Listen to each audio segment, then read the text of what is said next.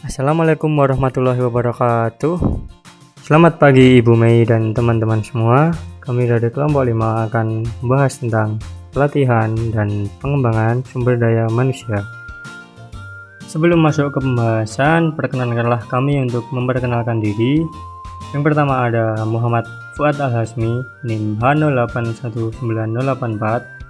Selanjutnya ada saya, Muhammad Iqbal Rifai, NIM H019085. Selanjutnya ada Ryan Muhammad, NIM H081995. Selanjutnya ada Nisrina Nuraini, NIM H081989.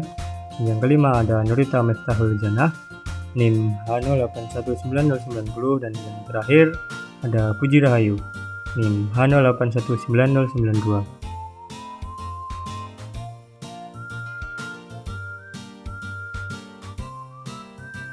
Poin-poin yang dibahas dalam video ini adalah 1. Pengertian, 2. Faktor, 3. Tujuan, 4. Jenis pelatihan, 5. Tahapan, 6. Metode, 7. Proses belajar, dan yang terakhir ke-8. Evaluasi program. Masuk ke poin pertama, pengertian, pelatihan, dan pengembangan. Pelatihan adalah proses memperbaiki penguasaan berbagai keterampilan dan teknik pelaksanaan kerja tertentu, terinci, dan rutin. Sedangkan pengembangan adalah proses menyiapkan karyawan untuk memegang jabatan yang akan datang, dalam arti memperbaiki atau meningkatkan pengetahuan, kemampuan, sikap, dan sifat-sifat kepribadian.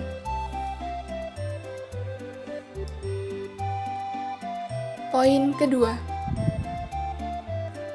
faktor penyebab perlunya pelatihan dan pengembangan. 1. Kualitas angkatan kerja. Dalam hal ini, kualitas angkatan kerja berarti kesiapsediaan dan potensi angkatan kerja yang ada. Angkatan kerja yang berkualitas tinggi berpotensi untuk belajar dan beradaptasi dengan cepat terhadap pekerjaannya. 2. Persaingan global. Pelatihan dan pengembangan diperlukan agar perusahaan dapat memenangkan persaingan dalam pasar global yang tentunya semakin hari semakin ketat. 3. Perubahan yang cepat dan terus-menerus. Pengetahuan dan keterampilan terus-menerus mengalami perkembangan. Yang masih baru hari ini, mungkin besok pagi sudah menjadi usang. Oleh sebab itu, sangat penting untuk memperbarui kemampuan karyawan secara konstan. 4. Masalah-masalah alih teknologi. Alih teknologi adalah perpindahan atau transfer teknologi dari satu objek ke objek yang lain. Teknologi tanpa didukung oleh adanya karyawan yang memahami cara penggunaannya secara efektif tidak akan dapat memberikan kontribusi besar pada peningkatan produktivitas. 5. Perubahan keadaan demografi. Pelatihan dan pengembangan dibutuhkan agar karyawan yang berbeda latar belakangnya, seperti perbedaan sosial, budaya, dan jenis kelamin, dapat bekerja sama secara harmonis.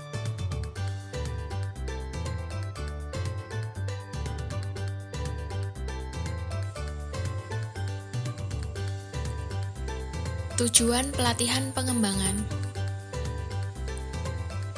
A. Meningkatkan efisiensi dan efektivitas kerja. B. Menghindari diri dari keusangan tenaga kerja dan dapat melaksanakan tugas dengan baik. C. Untuk menutup gap antara kecakapan kemampuan karyawan dengan permintaan jabatan. D. Memperbarui keahlian seorang individu sejalan dengan perubahan teknologi. Melalui pelatihan SDM, pelatih atau trainer dapat memastikan bahwa setiap individu secara efektif menggunakan teknologi-teknologi baru dan meningkatkan produktivitasnya. E. Mengurangi waktu belajar bagi seorang individu baru untuk menjadi kompeten dalam pekerjaan. F. Membantu memecahkan persoalan operasional dengan cepat dan tepat. G. Mengorientasikan setiap individu terhadap organisasi. H. memberikan kemampuan yang lebih tinggi dalam melaksanakan tugas dalam bekerja sehingga hasil yang dicapai akan maksimal. I. Meningkatkan profesionalisme para karyawan dalam melakukan pekerjaannya.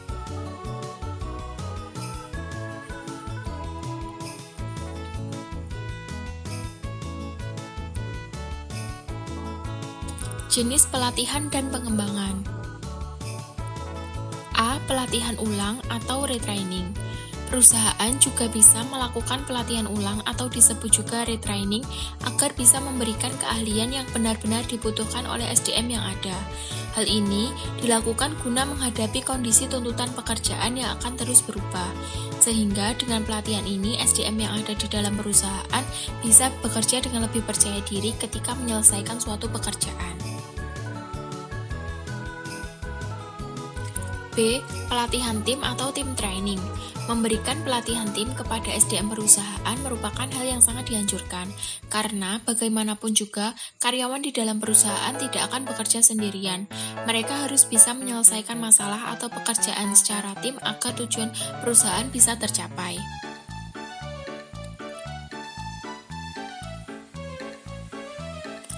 C. Pelatihan keahlian atau skill training.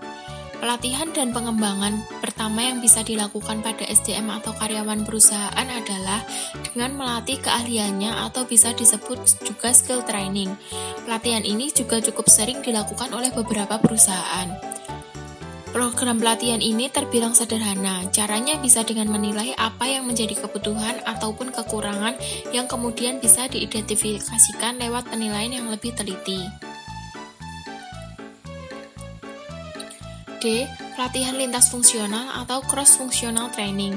Pelatihan ini akan melibatkan para karyawan perusahaan agar bisa melakukan aktivitas kerja di dalam bidang yang lainnya selain pekerjaan utamanya. E. Pelatihan kreativitas atau creativity training. Merupakan program pelatihan dan pengembangan yang bisa memberikan peluang agar SDM perusahaan bisa mengeluarkan sebuah gagasan berdasarkan nilai rasional.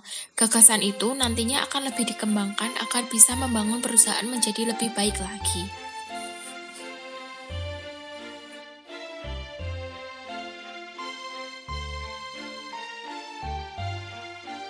Selanjutnya, tahapan pelatihan dan pengembangan SDM. Melatih sumber daya manusia tak serta-merta soal memberikan materi, praktek uji coba, dan lainnya saja. Namun, penyelenggara harus mengetahui apa sebenarnya definisi dari program ini, apa saja tujuannya, apa saja manfaatnya, dan hal-hal lainnya.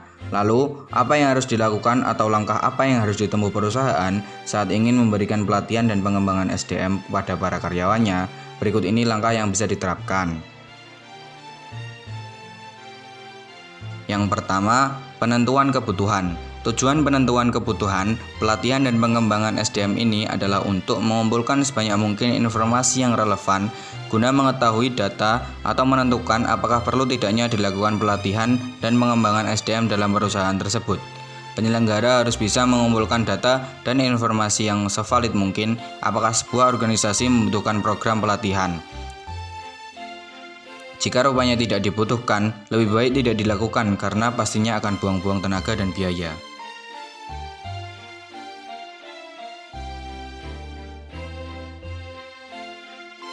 Yang kedua, mendesain program. Ketepatan metode pelatihan dan pengembangan SDM tergantung pada tujuan yang hendak dicapai. Kita bisa memulai dengan mengidentifikasi mengenai apa yang diinginkan agar para pekerja mengerti apa yang harus diketahui dan dilakukan.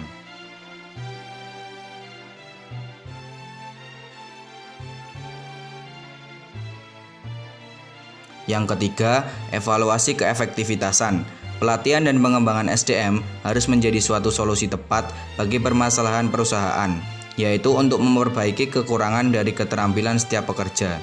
Tujuan dari tahap ini adalah untuk menguji apakah pelatihan dan pengembangan SDM tersebut efektif di dalam mencapai sasarannya yang telah ditetapkan. Pelatihan dan pengembangan SDM adalah hal penting yang harus dilakukan untuk mencapai tujuan perusahaan. Di era globalisasi seperti ini, semua orang dituntut untuk lebih canggih dalam menggunakan teknologi saat bekerja. Selain melakukan pelatihan dan pengembangan karyawan, Anda juga harus menggunakan berbagai teknologi yang mendukung kemajuan dan perkembangan bisnis Anda.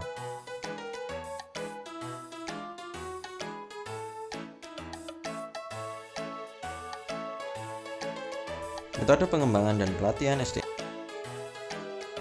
Magang.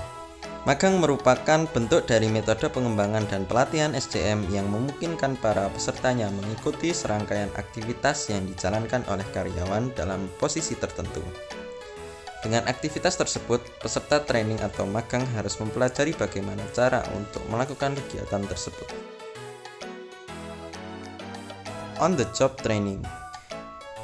Program on the job training merupakan salah satu metode pelatihan dan pengembangan SDM dengan tujuan untuk memberikan motivasi lebih tinggi lagi bagi para peserta training untuk belajar dan berlatih. Dalam metode tersebut, para peserta akan diposisikan pada situasi dan tempat kerja yang sesungguhnya. Jadi, bila seorang peserta training melakukan kesalahan, hal tersebut tentu berpengaruh pada kinerja perusahaan tersebut. Simulasi. Simulasi merupakan bentuk metode pengembangan SDM dengan memanfaatkan mesin-mesin atau peralatan pada kondisi lingkungan tertentu yang dibuat sama atau sesuai situasi kerja yang sebenarnya. Mesin, kondisi lingkungan, dan alat yang dibuat adalah tiruan dari keadaan yang sebenarnya. Ini artinya seperti pelatihan yang diberikan pada calon penerbang, lalu dibuatkan simulasi memakai simulator kokpit pesawat. Adapun tujuan simulasi itu sendiri ialah agar peserta training lebih menguasai dan lebih akrab betul tentang kondisi kerja yang sebenarnya. Metode simulator tersebut biasanya digunakan dalam bentuk pelatihan tenaga kerja yang membutuhkan keahlian penggunaan mesin atau alat tertentu secara khusus. Job rotation. Dalam program job rotation ini, para peserta pengembangan dan pelatihan SDM ini nantinya dimutasikan secara berkala ke unit kerja atau jabatan lainnya, sehingga peserta pelatihan dapat memperoleh pengetahuan dan kemampuan secara menyeluruh tentang sebuah perusahaan. Resource sharing. Dalam era digital saat ini, sangat penting penggunaan media-media virtual sebagai sumber pembelajaran bagi HR di sebuah perusahaan. Virtual platform yang dapat digunakan seperti webinar, newsletter, blog, maupun sumber informasi mengenai perusahaan. Salah satu metode ini dinilai menjadi hal yang sangat efektif dalam menyediakan pengetahuan, di mana SDM dalam sebuah perusahaan sangat mutlak membutuhkan ini dalam beradaptasi, mengenal, memahami bagaimana operasional, profil, serta visi misi sebuah perusahaan di mana ia bekerja. Pentingnya metode pelatihan dan pengembangan SDM yang baik akan berpengaruh besar bagi kinerja perusahaan itu sendiri. Jika mereka memiliki SDM yang berkualitas, tentu bisa memajukan perusahaan.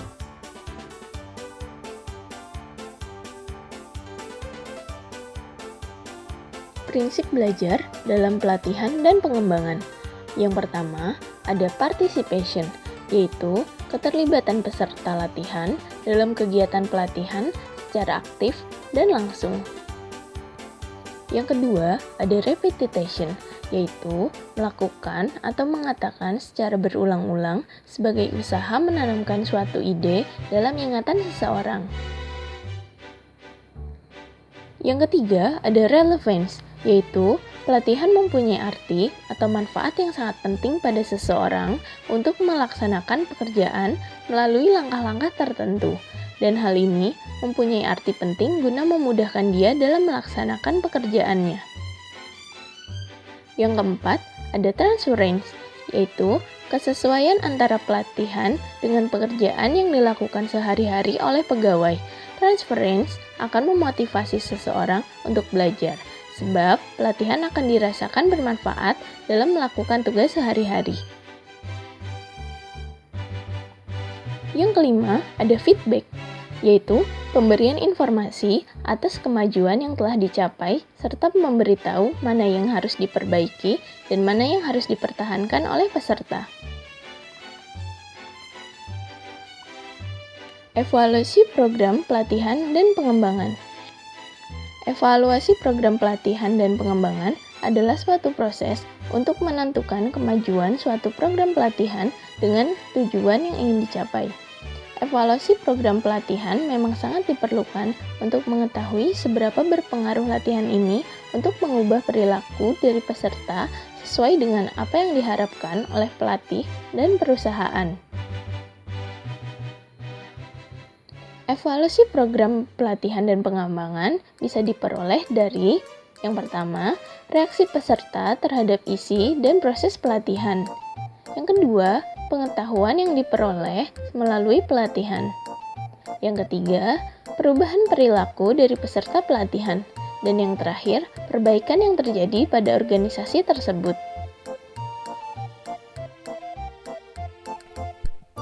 Demikian presentasi dari kelompok kami. Terima kasih sudah menyimak. Semoga dapat bermanfaat. Wassalamualaikum warahmatullahi wabarakatuh.